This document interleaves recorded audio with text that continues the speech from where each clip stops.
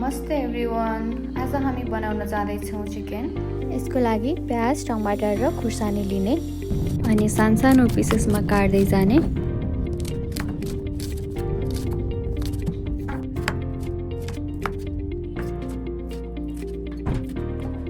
त्यसपछि लसुन र अदुवालाई पनि सिलौटामा मजाले पिस्ने।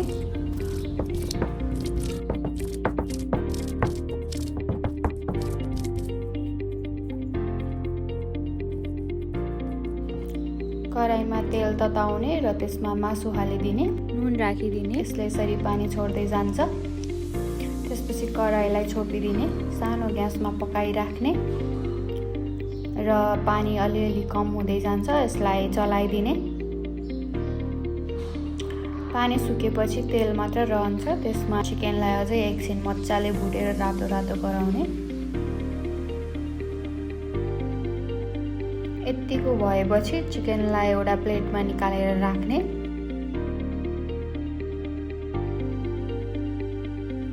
यही तेलमा अघि काटेको प्याजलाई फ्राई गर्ने। प्याजको कलर अलिअलि रातो भएपछि त्यसमा हामीले लसुनलाई पनि मिक्स गरिदिने।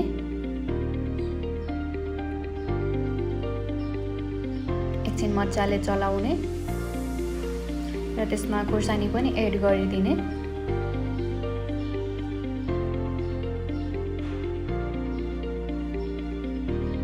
यसमा टमाटर पनि राखिदिने।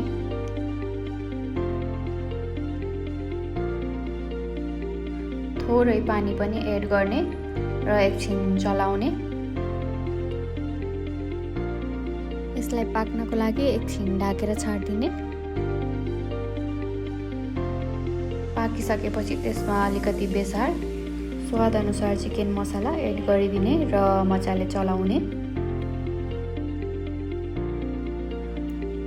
कराईमा अलिअलि लागेको छ भने फेरि अलिकति पानी राखेर त्यसमा हामीले अघि फ्राई गरेको चिकन पनि एड गरिदिने र मसला र चिकनलाई मजाले मिक्स गर्दै जाने।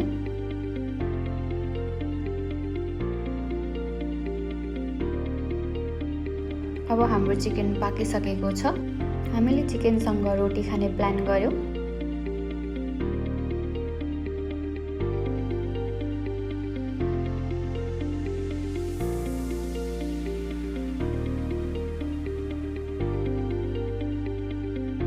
रोटी चाहिँ एकदम मजाले फुलेको थियो र खाँदा पनि मिठो भएको थियो।